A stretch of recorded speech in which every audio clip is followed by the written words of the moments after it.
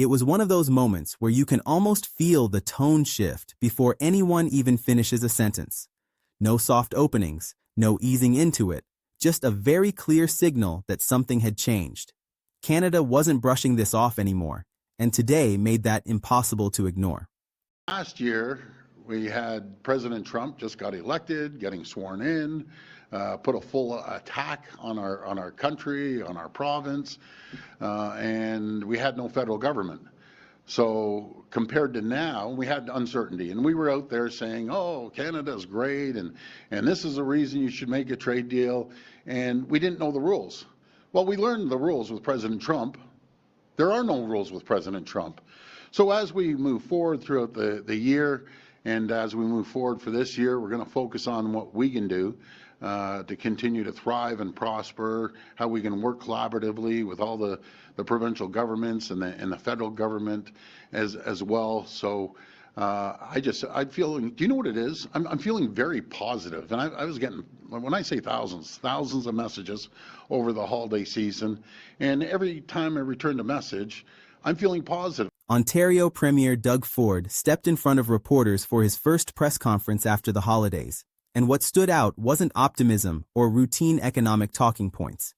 It was how direct he was, how unfiltered, how completely done he seemed with pretending Donald Trump was just another complicated partner who could be managed with polite language and crossed fingers. At almost the exact same time, Prime Minister Mark Carney was landing in Paris, sitting down with European leaders to talk about Ukraine, global security, and a growing concern that has quietly rattled officials across.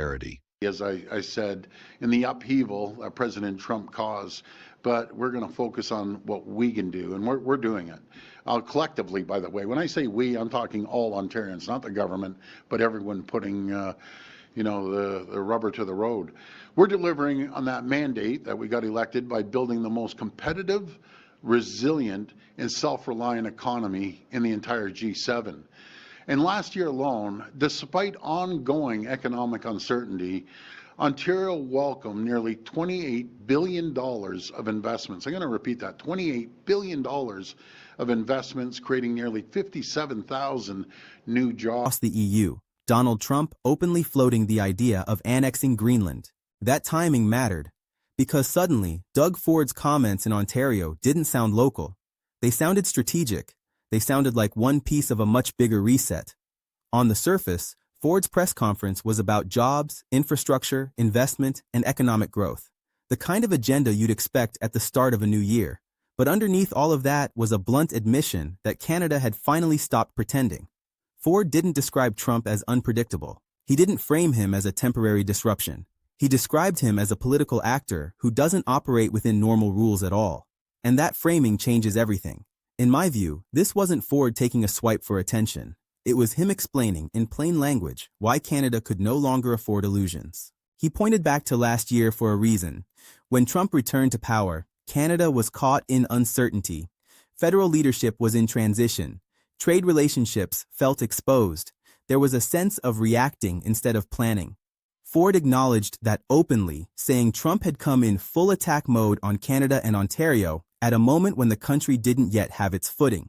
They were selling stability, selling optimism, hoping a deal could be made, all while not fully understanding what kind of political terrain they were standing on. Then came the line that quietly set the tone for everything that followed. Ford said they learned the rules. And the rules, according to him, were simple. There are no rules. Here's why that matters. Once a country accepts that reality, it stops waiting for predictability that's never coming. It stops assuming guardrails will hold. And it starts planning for outcomes instead of intentions. That's exactly what Ford was signaling. Not panic, not fear, preparedness. He talked about moving forward collectively, not just as a government, but as Ontarians. He framed it as a mandate to build a more resilient and self-reliant economy, not someday, but now. And then he backed that confidence with numbers that most people gloss over but shouldn't. Nearly $28 billion in new investment last year alone. Around 57,000 jobs created during a period when economic uncertainty was supposedly at its peak. That's where things get interesting. Because instead of responding to Trump with outrage or threats, Ford responded with something far more effective. He treated Trump as a known variable, not a force to fear, but a problem to manage. That approach quietly flips the power dynamic. While Ford was laying that out in Ontario, Mark Carney was in Paris, meeting with European leaders who are increasingly uneasy about the direction of U.S. foreign policy under Trump. Officially, those meetings focused on Ukraine, security cooperation, and the stability of the global order. But hovering over all of it was Trump's rhetoric about Greenland. For Europe, that wasn't abstract. For Canada, it felt familiar. A year ago, Trump wasn't talking about Greenland. He was talking about Canada. The 51st state comments weren't treated as jokes inside diplomatic circles. They were logged, discussed, and increasingly taken seriously.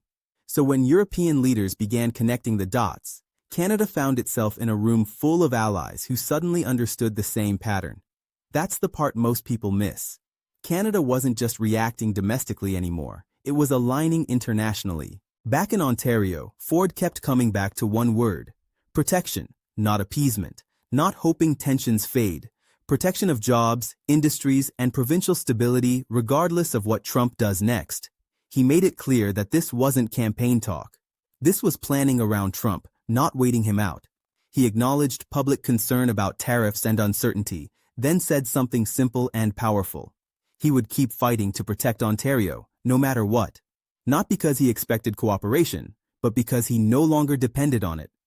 Then came one of the most revealing moments of the entire press conference. A journalist asked the question many Canadians have quietly wondered about.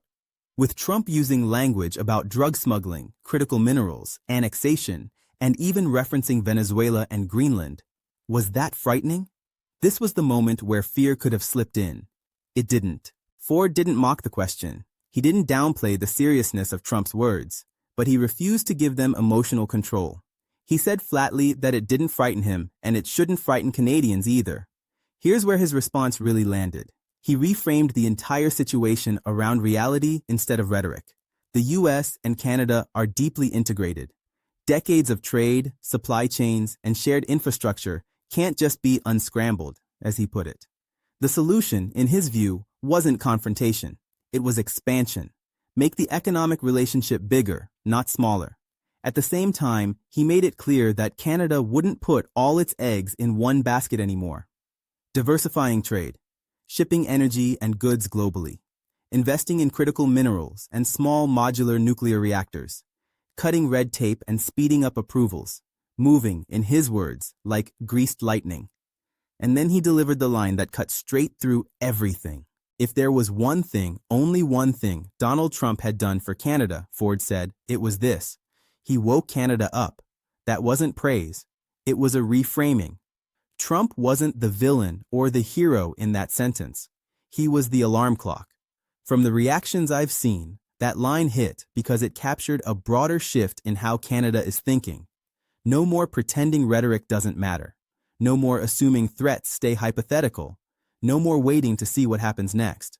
This wasn't bravado. It was confidence built on preparation. And that's why this moment traveled far beyond Ontario. It echoed in Ottawa. It echoed in Paris, and it signaled something Donald Trump has historically underestimated. Canada doesn't need to shout. Canada prepares. If you found this helpful, consider subscribing. I appreciate you.